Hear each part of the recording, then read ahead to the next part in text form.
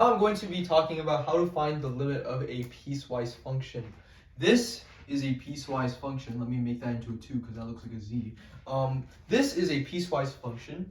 It's in this format, and you have because it's called a piecewise, so you can actually break these into 2 different functions.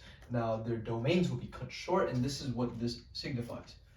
And that's just a quick intro to piecewise. Now we're going to talk about how to find the actual limits of a piecewise function. So, finding the limit of a piecewise function is just like finding the limit of any other normal function.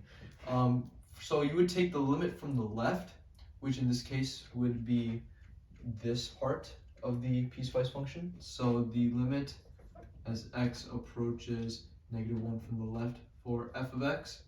In this case, it would actually be -4, because when you approach -1 from the left, the domain of this piece is all values for x less than or equal to -1, which means that that part of the this part of the piecewise function is actually has x values beyond -1 towards the negative side. So -1, -2, -3, so on and so forth. That all exists. So that's why you would, if you're trying to find the limit as x approaches -1 from the left, you would use this part of the function.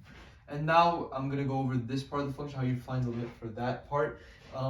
It's the same thing, except this time you would make it positive, or you would make this right here, you would turn that into a plus sign. So it would be the limit as x approaches -1 from the right for the function f of x.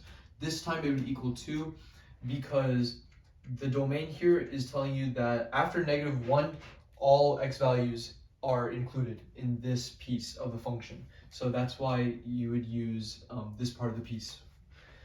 And that's how you find the limit of a piecewise function. Now, one thing to mention, obviously the limit as a whole does not exist, because -4 does not equal 2. And just for reference on this graph right here, as you can see, there is a clear jump by 2 units. So that you can use a graph to find if it's discontinuous by a jump, or you could use a piecewise function to determine if there is a jump.